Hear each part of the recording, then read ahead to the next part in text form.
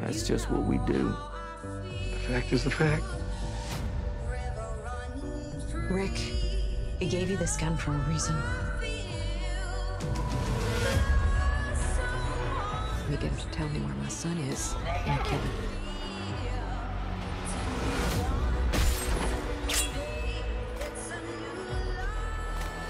I hope you don't lose faith. You and me. Alors, j'ai pas besoin de vous le préciser, hein, mais l'univers The Walking Dead a énormément de produits dérivés. Entre les spin-offs, les webisodes, les magazines, les livres de cuisine, les figurines, les pop, les jeux vidéo. Ouais, comme celui-là, une catastrophe d'ailleurs. Les jeux de société, il y a énormément de choses qui permettent de rendre l'univers beaucoup plus riche. Et c'est vrai qu'on peut facilement s'y perdre, et même si bien avant YouTube, j'étais déjà très investi avec l'univers The Walking Dead, c'est en voulant vous proposer toujours plus de vidéos que je tombe parfois sur des pépites. Et oui, en travaillant ma timeline, la vidéo devrait sortir je pense dans 2 semaines si tout va bien, je suis tombé sur un jeu vidéo, un jeu interactif sur le personnage de Shane. Le jeu s'appelle The Walking Dead Reckoning, et nous suivons Shane le lendemain qu'il soit allé voir Rick à l'hôpital. Du coup, The Walking Dead Reckoning est un jeu vidéo interactif en ligne mettant en avant le personnage de Shane pendant les événements de l'épisode pilote intitulé Days Gone By. Il raconte comment Shane et Léon Bassett ont survécu au premier jour de l'apocalypse alors que Rick était dans le coma. Sorti le 8 février 2012, The Walking Dead Reckoning est composé de 6 épisodes format comics. Malheureusement, le jeu n'a jamais été traduit en français, est trouvable assez difficilement, alors il vous faut un VPN et télécharger Adobe Air, c'est assez compliqué. Et avant de vous faire découvrir un petit peu le jeu, car j'ai eu la chance de le tester, je ne l'ai pas fini entièrement, je vais vous rappeler brièvement les événements pour que vous ayez un meilleur contexte.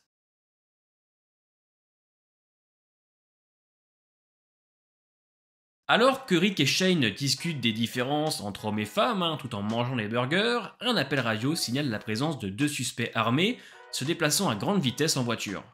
Rick et Shane se précipitent sur les lieux. Arrivés sur place, ils retrouvent leur collègue, Lambert Kendall, nous ne savons pas ce qu'il est devenu d'ailleurs, et le personnage de Léon Bassett. Le groupe se prépare à affronter les bandits et Léon évoque l'idée de participer à une télé-réalité, avant que Rick ne lui rappelle de vérifier la sécurité de son arme. La tension monte alors que la voiture des suspects approche rapidement. Malheureusement, la situation dégénère en fusillade et Rick et Shane sont forcés de riposter. Dans le chaos, les 2 bandits sont abattus, mais un 3e homme, inattendu, prend tout le monde par surprise et tire sur Rick. La suite de l'histoire, c'est celle que vous connaissez. La balle atteint Rick à un endroit vulnérable de son corps, entraînant une blessure très grave. Shane et l'équipe réagissent rapidement pour porter secours à Rick, alors que Shane en particulier implore son ami de ne pas l'abandonner. Rick commence petit à petit à basculer dans le coma. Dans la même journée, après la fusillade tragique qui a laissé Rick dans le coma, Shane ira informer Laurie, la femme de Rick, de ce qui s'est passé. Le lendemain, Shane prend un moment pour apporter des fleurs à Rick, à l'hôpital.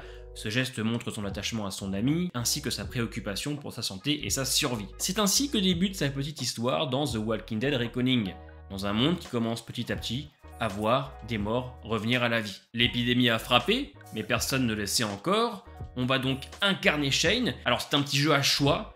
Vous allez devoir répondre par moment sous un laps de temps, mais malgré tout ça, la fin reste la même.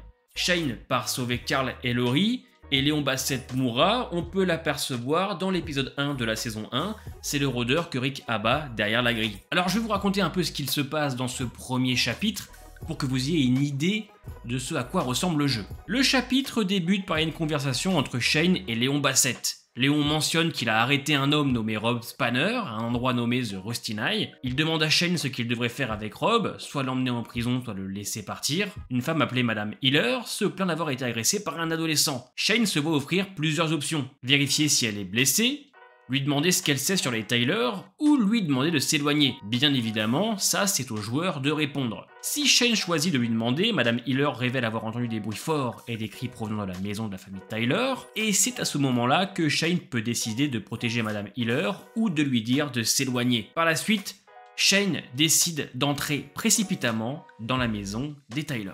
Voilà pour ce petit début d'aventure. Encore une fois, je ne vous raconte pas la suite parce que la finalité reste la même malgré nos choix. Alors, c'est toujours intéressant d'avoir ce genre de petits produits dérivés, mais le souci, c'est qu'il y a déjà des erreurs. Et oui, dans le jeu, on nous indique que Shane est dans le Kentucky, alors que pas du tout. Shane est dans le comté de King, en Géorgie.